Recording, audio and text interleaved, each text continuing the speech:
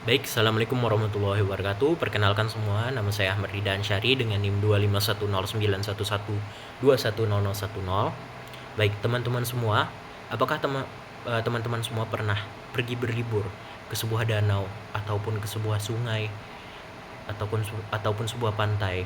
Kemudian teman-teman melihat pemandangannya yang sangat indah dan terbesit di kepala teman-teman.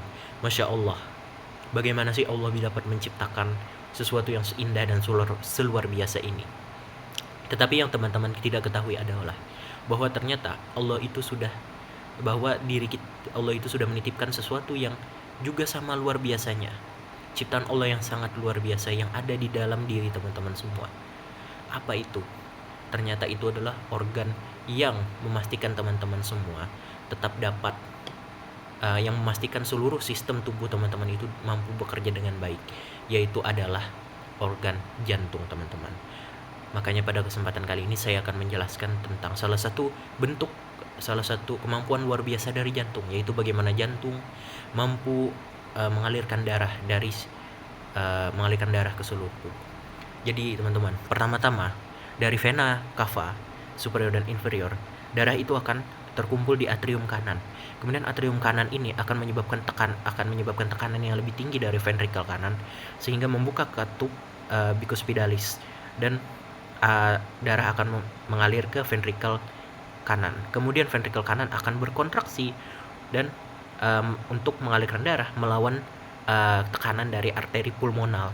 Dan ketika tekanannya lebih tinggi di ventrikel daripada pulmonal, maka katup pulmonal akan terbuka dan darah akan mengalir ke paru-paru untuk teroksigenasi. Kemudian darah yang sudah teroksigenasi akan masuk ke vena pulmonalis dan terkumpul di atrium kiri. Di atrium kiri tekanannya juga akan semakin meningkat sehingga sehingga katup dari mitral itu akan terbuka sehingga ventrikel darah yang teroksigenasi itu mengalir ke ventrikel kiri.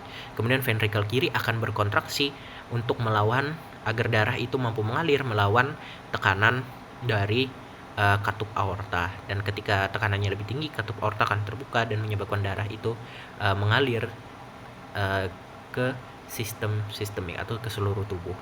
Nah, suara jantung pertama itu merupakan penutupan dari katup mitral dan katup bicuspid.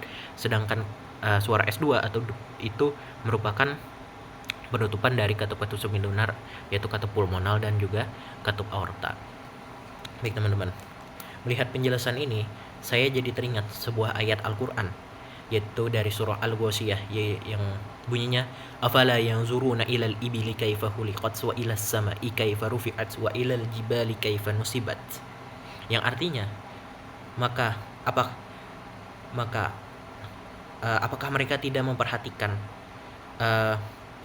unta bagaimana diciptakan, dan langit bagaimana ia ditinggikan, dan gunung-gunung bagaimana ia ditegakkan, dan bagaimana bumi itu dihamparkan. Nah teman-teman, ayat ini itu mengajarkan kita untuk selalu memperhatikan ciptaan Allah. Dan salah satu dari ciptaan Allah yang sangat luar biasa adalah jantung, karena tidak ada manusia yang mampu menciptakan organ sekecil genggaman tangan ini tapi mampu bekerja terus-menerus selama puluhan tahun tanpa henti. Bahkan jantung buatan yang saat ini berkembang itu pun tidak bisa menandingi jantung dalam hal ketahanan efektivitas karena masih terbatas pada baterai eksternal. Oleh karena itu teman-teman semua, sebagaimana telah dititipkan oleh Allah Subhanahu wa taala sebuah nikmat yang luar biasa, yaitu kesehatan diri kita, terutama kesehatan jantung.